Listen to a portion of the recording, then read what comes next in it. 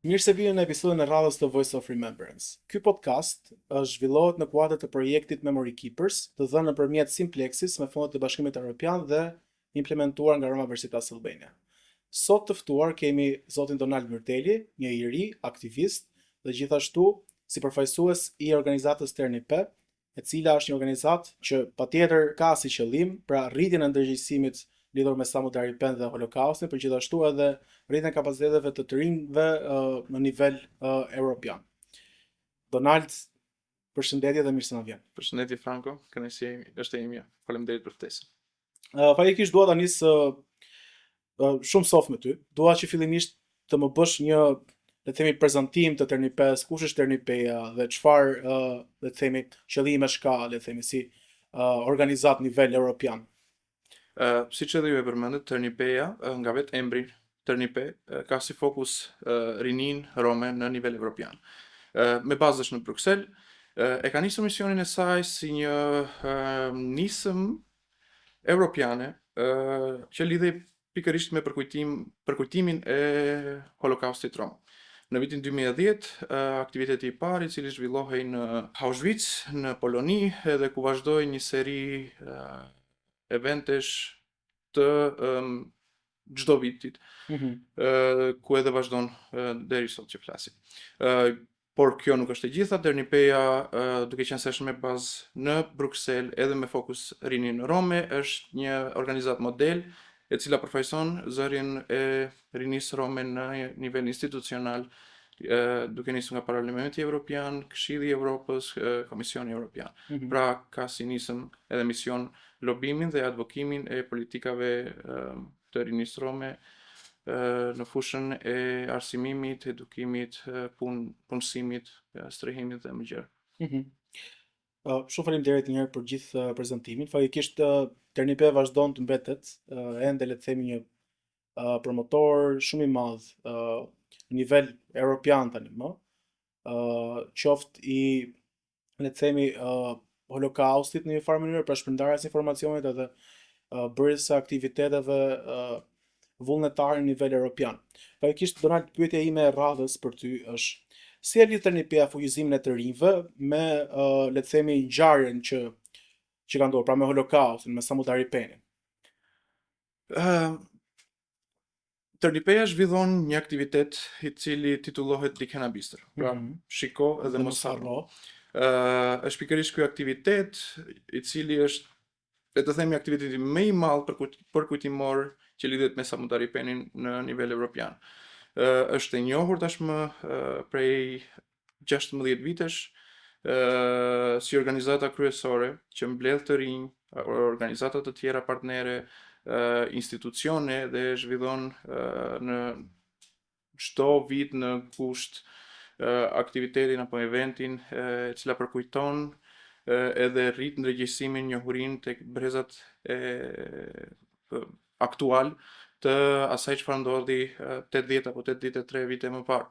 Pra, në evente të tilla, jo vetëm në Auschwitz, por edhe në shtete të tjera si Kroacia apo shtete që kanë patur ish kampe përqendrimi, në bashkëpunim me organizata lokale, bën të mundur që të kryej pra këto sesione informuese, ndërgjegjësuese, përkujtimore që lidhen me asaj çfarë ndodhi gjatë luftës së dytë botërore.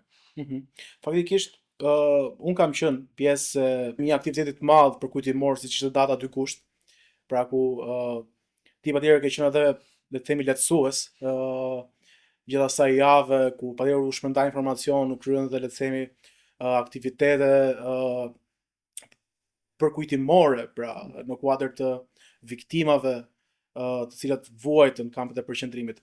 Ajo çfarë dua të di më tepër, pra dhe për t'u thelluar pak më shumë, është si i përfshin Ternipeja, pra të rinjtës, le të themi, të rinjt nga gjithë bolla, pasi gjatë kohës që kam qenë aty kam parë që pra kishte një lloj përfshirje, le të themi, nga gjitha shtetet e Evropës. Po dua të di në një farë mënyrë si e bën këtë pra. Për ta shpjeguar edhe për ta bërë më të lehtë, unë mund të marr rastin tim si një shembull për të treguar se si të rinjt pra shkojnë në kontakt në Ternipen me aktivitetet e Ternipes edhe me atë çfarë Ternipeja ofron. Ternipeja në saj të aktiviteteve edhe në sajt të këtyre promotorëve, organizatave partnere në shtete të ndryshme, bën të mundur që të rinj të bie në kontakt. Edhe nga kontakti i parë, ajo informacionin që marrim, rritjen e njohurisë, rritjen e kapaciteteve që ata marrin në sajtet e Turnipe bën që të vazhdojnë. Pra, nuk është një event edhe mbaron. Të rinjt mbeten në kontakt edhe madje bëhen edhe pjesë të trupës, pra stafit edhe lehtësues të eventeve që Dikanabister bën. Unë e kam nisur po ashtu si një pjesëmarrës në 2022 në mos gaboj në Jasenovac të Kroacisë, ku dëgjova për herë të parë rreth historikut, rreth të kaluarës komunitetit rom, edhe aty nisi kjo dëshira për të mësuar më shumë. Dhe ku më mirë se sa me atë çfarë Turnipeja të ofron, vazhdova më tej. Pas shkova në Auschwitz, po ashtu si pjesëmarrës edhe si grup lider nga shteti i Shqipërisë, ku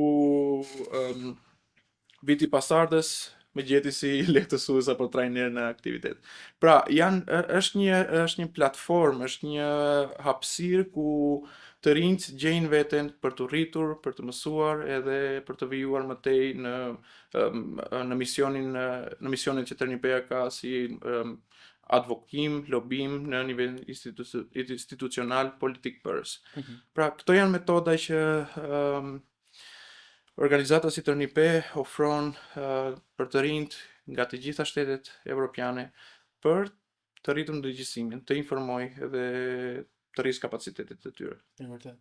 Faktikisht, një gjë që më pëlqen kaq shumë, tek kjo iniciativë kaq e madhe europiane është thjesht metodika, ose metodologjia, thon ndryshe, sepse e para një shpërndarja e informacionit bëhet peer to peer. Dhe kjo është gjë vërtet shumë e mirë, pasi ti nuk krijon në një farë mënyrë atë, le të themi, murin ndarës midis një personi që ka më shumë eksperiencë dhe di më shumë gjëra lidhur me Holokaustin dhe një person që është thjesht pjesëmarrës, dhe do vi këtë vit as do vi më vitin tjetër. Pra nuk është kjo gjëja. Pasi ti na tregove edhe, le të themi, atë rastin konkret që pra ti shkove për herë të parë duke u bërë pjesë e programit, ku vizitove kampin e Jasenovac, dhe pyetja ime është, domethënë, çfarë mori Donaldi nga Jasenovaci? Aty nis çdo gjë. Për të mos thënë që kam patur informacion bazik, mund të them që edhe nuk kam patur fare. Ftesa ka ardhur si një mundësi për të parë një kamp përqendrimi, po jo për ta parë nga afër dhe për të përjetuar, për ta lidhur, për ta vizualizuar atë vend me historikun ton, apo timin në këtë rast, si një iri rom që vinte nga një fshat, pa shumë informacion, në mungesë informacioni në arsimim, dhe aty ishte kontakti i parë. U ktheva nga Jasenovaci edhe gjëja e parë që bëra, takova gjyshin tim edhe u përpoqja të dija më shumë, të merrja informacion nga ai, por informacioni ishte shumë i limituar. Sigurisht, 45 vite regjim komunist dhe informacioni ka qenë i cunguar, limitim, asnjë influencë nga jashtë, pra kjo bëri që në Shqipëri, në një vend si Shqipëria që fatmirësisht në këtë rast nuk ka patur deportime masive, po ashtu edhe kërkimet mungojnë. Pra, në një vend që nuk ka patur informacion, bën që mos të dinë gjeneratat që brezi jonë se çfarë kemi kaluar. Në saj pra të Jasenovacit fillova të bëj këtë lidhjen historike, ku sigurisht që nuk ngelej me aq, doja të dija më shumë. Edhe Auschwitz më pas më ndihmoi që ajo është, si të themi, imazhi i asaj historie famkeqe. Vlen të theksohet edhe fakti që sa herë që unë shkoj e përjetoj ndryshe. Hera e parë në Auschwitz ishte si një film. Okej, ti shikon ato godinat, ato baraket edhe thua, a ishte e vërtet, pra nuk e pata mundësinë që të lidhem me edhe apo të vizualizoj se si ka qenë përjetimi i atyre 500.000 apo deri në 1.5 milion rom që janë deportuar edhe kanë humbur jetën atje. Ka qenë hera e dytë më pas që unë kam arritur që në një nga ato furrat që ata digjeshin, krematoriumet të ndjesh edhe erën apo të shikosh edhe muret që janë të zgaravitura, me dëshmi, prova, të kuptoj që, ky vend është real. Është një vend famkeq që të parët tanë në sensin e etnicitetit kanë vuajtur dhe kanë dënimet me punë, me eksperimente, me vdekje, me djegje, me helmime, edhe aty u fillova ta konkretizoj si event. Më pas, kur isha facilitator apo lehtësues, pata marrë gja informacion, krijova një background të historikut edhe të vendit, ku edhe pata fatin që ta përcjell tek të ftuar apo pjesëmarrësit e radhës. Pra, nuk marron me aq. Nuk marron me një vajtje apo të kaluarit të një jave të marrësh informacion të shikosh, por çdo herë përjetohet ndryshe edhe secili nga pjesëmarrësit e përjeton ndryshe. Jo më kot ka edhe psikolog, ka infermier gjatë eventit atjes për të patur edhe ndihmën e parë, le të themi, apo për të patur në vëzhgim të gjithë pjesëmarrësit për shkak të përjetimit të ndryshëm që secili prej tyre ka marrë. Eventi është shumë i madh, gjatë 80 vjetorit ka patur mbi 400 pjesëmarrës, pra shihet qartë se sa mallor është si event, si organizim edhe rëndësia që mbart. Të gjitha këto që, domethënë, ti sa po përmendë, janë në një farë mënyra e edukimit jo formal. Pra, patjetër që këto si tema janë, le të themi, disi sensitive dhe njerëzit përjetojnë në mënyra të ndryshme.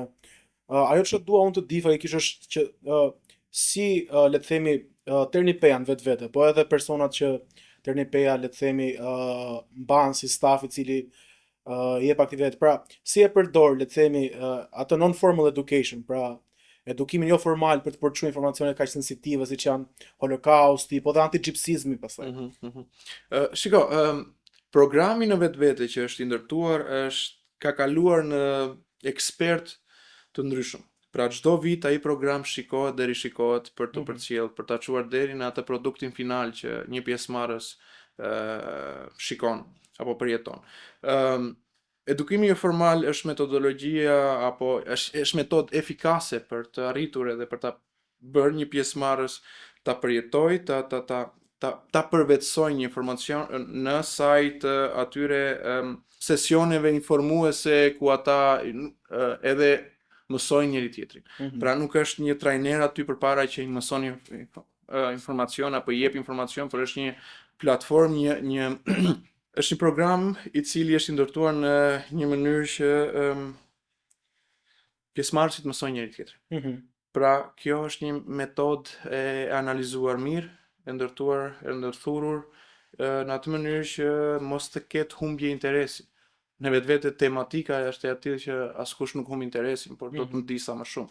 Edhe secili nga pjesëmarrësit duke sjellë edhe historinë e tyre, duke sjellë dëshmitë e të parëve të tyre, e bën më të lehtë që ajo javë të jetë plot informacion, plot përjetim, ofron një hapësirë që të lidhen pjesëmarrësit kulturalisht me njëri tjetrin, sepse çdo shtet ka patur një përjetim ndryshe.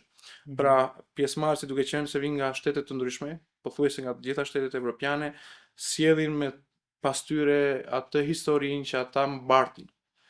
Në aspektin ton, në mungesë të asaj historisë që ne kemi, bën që ne të marrim më shumë se sa të japim. Pra ne si romët e Shqipërisë nuk është se çojmë shumë informacion, por mahnitemi nga ajo se çfarë ne dëgjojmë nga dëshmitë e pjesëmarrësve që janë aty.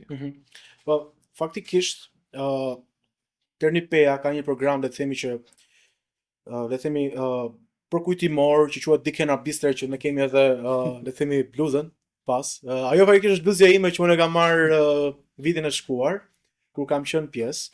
Edhe nga eksperiencat personale mund të them që mund të ketë qenë një nga aktivitetet më domethënëse, më informuese dhe le të themi më të bukura në një farë mënyre që unë mund të kem qenë, pasi patjetër që organizimi ishte fantastik, shumë i mirë. Sesionet ishin të ngarkuara, po patjetër pastaj që edhe informacioni ishte një lloj sa i dhimbshëm, edhe informues, po patjetër edhe le të themi merr me vete atë ndjesinë që ti duhet ta përçosh këtë gjë në një farë mënyrë. Pra, qoftë me komunitetin ku ti qëndron, qoftë me, ku di unë, pra në ambiente të ndryshme.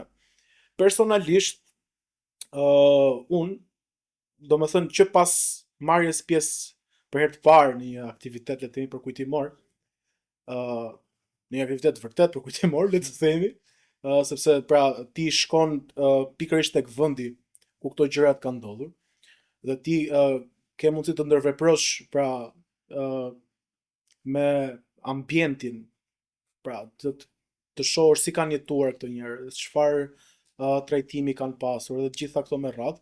Dhe patjetër që pastaj këto informacione janë përpjekur që ta shpërndaj në, le të themi, ambiente të ndryshme, qoftë edhe në fakultet, pra në shkollë, pasi patjetër që le të themi kjo pjesa e mungesës informacionit është shumë e madhe, sidomos nga majoranca, dhe unë dua të di pra nga ty, pra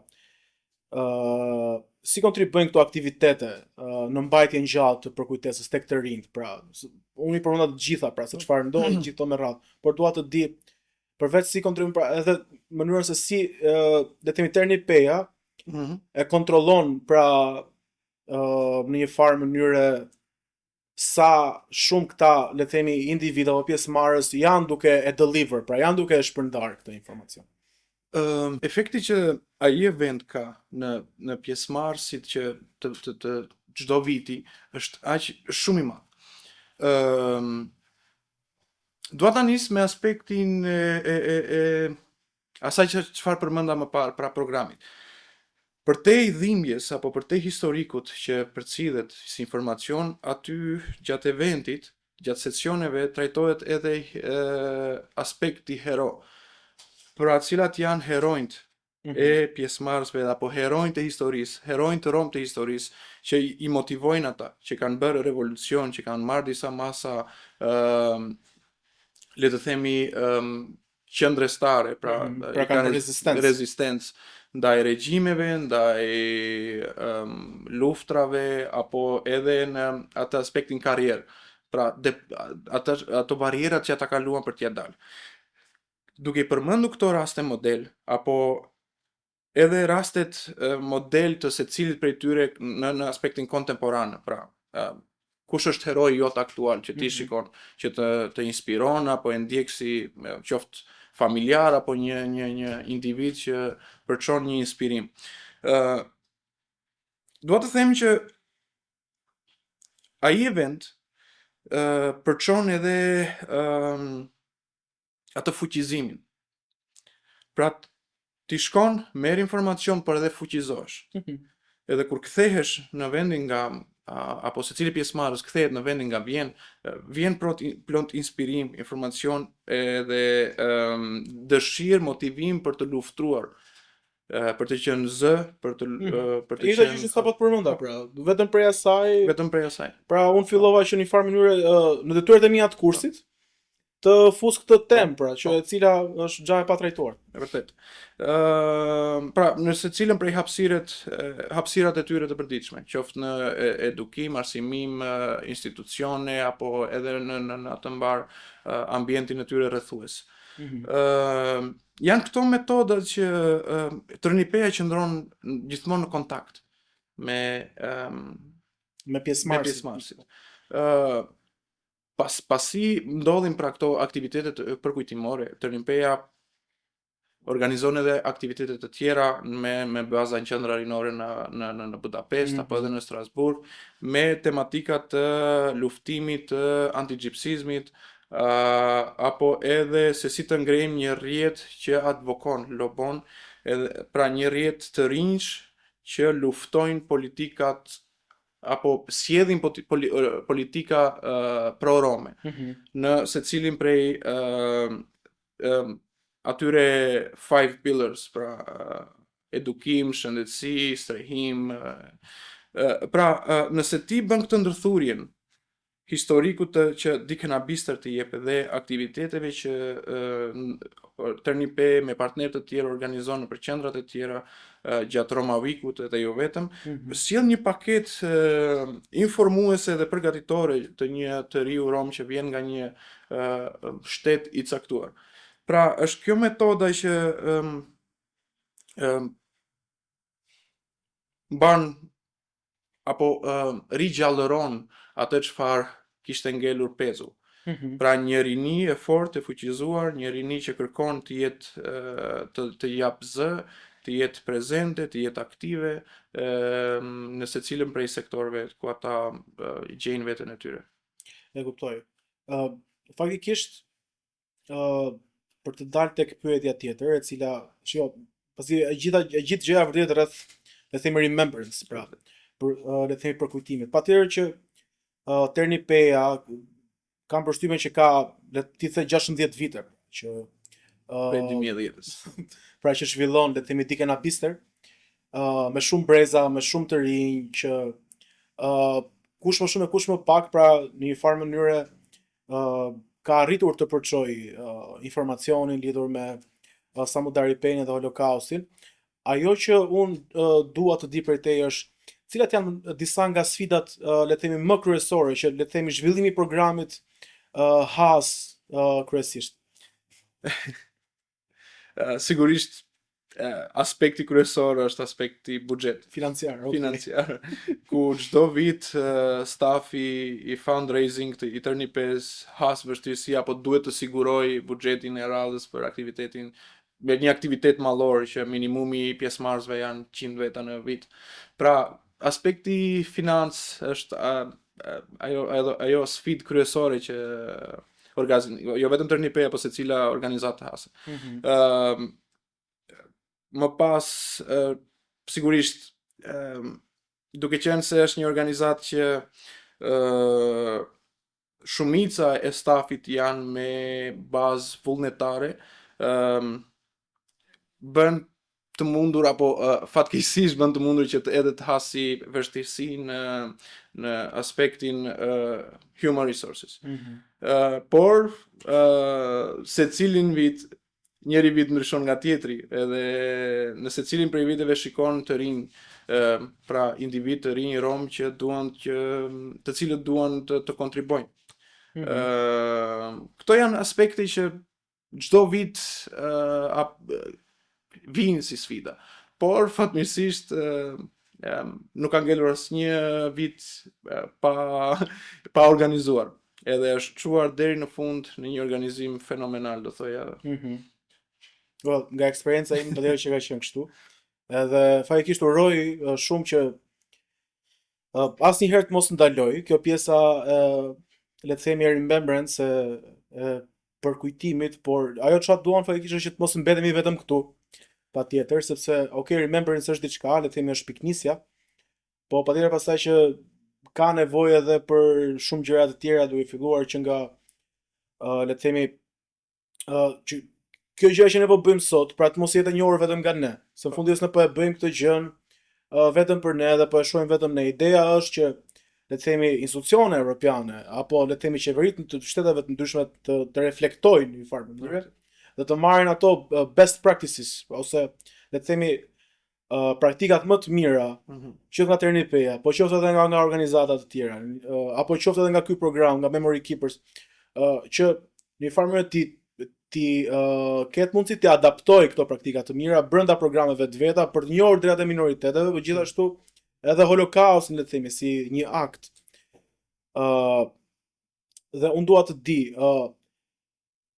si i përgatit le të themi Tërnipeja të rinj të Rom për të qenë, le të themi, ambasador të, le të themi, pjesës së remembrance edhe të vlerave europiane gjitha me radhë. Shiko, ashtu si që përmende, mision kryesor një ndër misionet kryesore pse t'i kanabistër organizohet është që të bëjë të mundur që shtetet të cilat kanë deportuar pra 2-3 viteve më parë Romët në përkampet e përqendrimit ta njohin si event. Edhe njohja nuk është vetëm simbolike, por që ta njohësh një event do të thotë që të lejosh hapësira për t'i dhënë atë pagesën dëmit që është bërë. Një lloj dëmshpërblimi. Dëmshpërblim. Kjo hap mundësi të reja në vendimarrje, hap vende të reja për individ apo të përgatitur rom të cilët mund të ofrojnë atë kontributin e tyre në institucionet vendimmarrëse në shtetet përkatëse.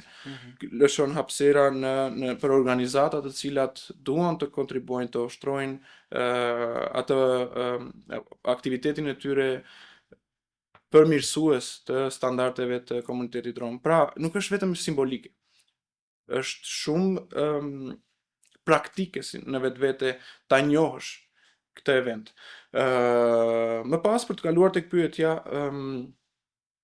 individët apo pjesëmarrësit që kthehen nga aktivitetet e tjera të tilla, duke i ndërthurur këtë informacion me atë përgatitjen e tyre akademike profesionale, krijojnë një platformë, një paketë të cilën janë gati për ta ofruar apo për ta zhvilluar si aktivitet në shtetet e tyre përkatëse. Pra, është nisma e një rrugtimi që nuk mbaron këtu. Pra, imagjino nëse nga Shqipëria ka dërguar deri më tani rreth, marrim një shembull 100 pjesëmarrës atje, imagjino kontributin e atyre 100 pjesëmarrësve në Shqipëri. Pra, përçojnë informacion jo vetëm në komunitet, në institucione, advokojnë, lobojnë, kërkojnë që të ketë hapësira më të gjëra. Pra, janë këto metodat të cilat Turnipeja ka si mision. Patjetër. Donald, shiko, ti duke qenë pjesë, le të themi, tani më Turnipes, dhe patjetër që gjatë viteve ke parë, le të themi, një numër të konsiderueshëm brezash nga shtetet ndryshme, vendet ndryshme, nga eksperienca të ndryshme patjetër, sepse mendoj që personat të cilat marrin pjesë në aktivitete të tilla patjetër që mendoj që kanë pasur qoftë edhe një eksperiencë personale, ku diun, diskriminimi e gjitha me radhë. Pra, ka diçka që i lidh, le të themi, këta persona. Po ti këto i ke parë, le të themi, gjatë viteve. Dhe pyetja ime për ty është çfarë mendon që mund të bëjnë, le të themi, brezat e ardhshëm ose edhe ne sot, çëndsi ka, pra për ta mbajtur gjallë këtë, le të themi, këtë kujtimin e viktimave e Holokaustit, pra të Samudaripenit. Pra çfarë mund të bëjmë më shumë në kuadër të veprimeve. Shiko, të dish për Holokaustin nuk do të thotë të viktimizosh. Pra, ti mëson për Holokaustin dhe shkon në një ambient dhe thua shiko se ne kemi këtë të shkuar të hidhur. Por, të dish për Holokaustin do të thotë që ti të fuqizohesh, pra të marrësh, ta përvetësosh atë informacione dhe të japësh atë minimumin e kontributit për të mos e përsëritur, pra të njëjtin event. Të ndërtosh një të ardhme të sigurt. Sepse jetojmë në një periudhë kohore e cila nuk surprizon më, edhe pse ta mendosh tani një holokaust, po pikërisht një holokaust është i pamundur, pra një vrasje në masë është. Ka shumë vite që ka ndodhur, no? Ne jemi gjenerata e tretë, ne që po flasim jemi vetëm gjenerata e dytë apo e tretë aty averti. Pra, të mësosh është, do të thotë të ndalosh apo të prevent të njëjtin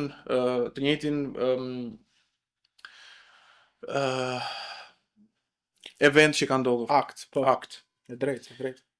Jo vetëm kaq, po për të rritur standardet, gjithmonë për të kërkuar më mirë, sepse ai që njeh të kaluarën e vet është i gatshëm për të ndërtuar apo për ta çuar në një nivel tjetër atë të tashmen apo për të kaluar. E vërtet, për të qarë pak te pjesa e fundit që ti sa përmendë. Unë siç e thash, pra ti ke qenë së brendshmi gjatë këtyre aktiviteteve dhe ke parë shumë të rinj nga vende të ndryshme të Evropës. Ajo ç'a ka mund si pyetje është si e shikon, le të themi, të ardhmen ose fatin e le të themi aktiviteteve përkujtimore në Europë, le të themi në kuadrin evropian. Në aspektin e pjesëmarrësve, çdo vit më shumë shoh një interes më të lartë të individëve rom, të rinjve rom që vinë nga shtetet të ndryshme. Pra, nëse unë shkoj në një vitin tjetër do të sjell ty apo dikë tjetër.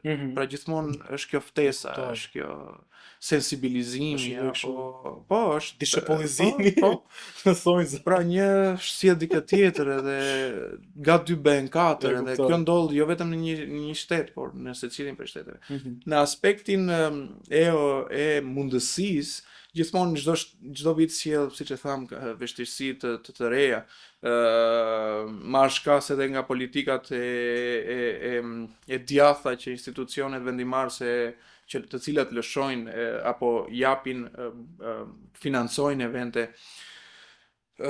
politikat të djatha të cilat e bëjnë të vështirë organizimin e eventeve të cilat kanë si fokus të drejtat e njerëzit. Pra, jetojmë, siç e thash, në një periudhë që has vështirësi edhe çdo vite më pak lejohen apo mundësohen hapësira të llojit përkujtimor. Por sigurisht ka rezistencë, sigurisht ka një rrjet të gjerë organizatash apo individësh përfaqësues të komunitetit rom të cilët trokasin edhe bëjnë të mundur që mos të bllokohen pra këto dyer financues të këtyre aktiviteteve.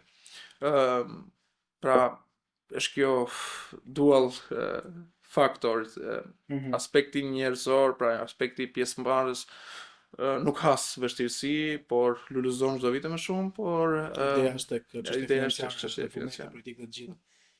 Faktikisht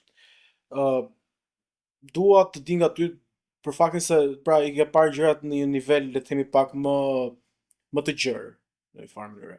Çfarë mendon ti që duhet të ndryshojë, le të themi, nga kjo narrativa e gjithë gjës, pra e holokaustit, në mënyrë që ky vetë si veprim, pra si action, pra si ndodhi, të njihet. Pra çfarë duhet që të jetë ndryshe në mënyrë që të njihet? Pra çfarë duhet të bëjmë ne në një farë mënyrë që ta bëjmë well known këtë gjë. Po qoftë edhe ta pranojnë, pra edhe le të themi këto institucionet europiane, shtetërore, gjithë në radhë. Shiko, do ishte shumë bazike nëse do thoja që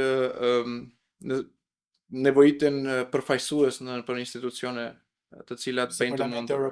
Parlamenti Evropian apo qoftë edhe parlamentet lokale apo secili prej parlamenteve të shtetit. Sigurisht kjo do ishte best case scenario, por ka metoda të ndryshme të cilat funksionojnë. Të tipit diçka që unë pash edhe u inspirova apo edhe u lumturova shumë që e përjetova, është shtimi i këtij eventi nëpër kurrikula të ndryshme universitar. Pra është një hap, po, sigurisht. Pra tek Universiteti Qendror Evropian ku unë u diplomova ishte një advanced certificate, pra një certifikat e avancuar në Romani Studies. Pra e cila studime Roma. Po, përveç diplomës bazë në atë fushë të cilën studion, ke edhe këtë certifikat të dedikuar historikut rom, Samudari Penit edhe realitetit në nivelin institucional, politik të romëve në mbar Evropën. Këto janë hapa të cilat ndërtojnë një grup, le të themi, intelektualësh i përgatit me informacion, por edhe një thirrje shteteve të është it's real. Ka ndodhur atje tej. Edhe duhet ta njohësh. Pra, universiteti është një institucion jo pak i rëndësishëm në ndryshimin e politikave. Po se është një burim formal i marrjes informacionit, i përgatisjes gjeneratave, pikërisht të gjitha këto me radhë. E kuptoj. Po sigurisht ka edhe metoda ndryshme, por duhet të ndalem te këto që përmenda. Okej. Donald, çfarë mesazhi do të jepje sot të rinjve rom, pra që po na dëgjojnë lidhur me Holokaustin? Dua t'i motivoj të kenë uri për të ditur sa më shumë, për të marrë informacion, të vizitojnë vende të cilat përçojnë atë historinë, përjetimin e atyre viteve të errta të luftës së dytë botërore. Pra, është një ftesë për të marrë pjesë në për aktivitete, për të lexuar libra, për të vizituar qendra informuese të historikut. Mos të ndalen sepse është e vetmja mënyrë apo një ndër mënyrat për të fuqizuar, edhe për ta përvetësuar sa më shumë atë identitetin rom që ne posedojmë. Historia është shumë e rëndësishme, është thelbësore, është jetike për të ndërtuar atë identitetin njerëzor. Pra, askush nuk mund të ketë një identitet të plot nëse nuk di historikun e të kaluarës, pra historikun individual apo etnik që ne kemi. Shumë e vërtet, shumë e vërtet. Donald, unë do të falenderoja shumë për sot. Ishte një nga intervista, le të themi, më informuese dhe më të bukura, për vetë faktin se tregon një lloj, le të themi, mobilizimi, jo vetëm në nivel, le të themi, ku di unë, komunitar të vogël, po diçka në nivel evropian, pra diçka që ne po e bëjmë dhe ato institucionet evropiane që janë aty, pra t'i shërbej si një këmbën alarmi e cila po bie, dhe ne duke në një farë mënyrë duke bërë të ditur këtë gjë, pra Holokaustin, pra vetëm sa e forcojmë akoma më tepër, le të themi, premisat dhe pozitën e njohjes në një farë mënyrë të Holokaustit të rom, jo vetëm le të themi në Shqipëri apo ku diun Ballkanin Perëndimor, por në të gjithë Europën, pasi është diçka që vërtet ka ndodhur dhe plagët dhe pasojat po i has jo vetëm shoqëria shqiptare, por shoqëria europiane sot. Miq të Voice of Remembrance, shumë faleminderit që ishit sot me ne dhe mos harroni, kujtesa nuk është vetëm e shkuara, por përgjegjësi e të ardhmes. Faleminderit.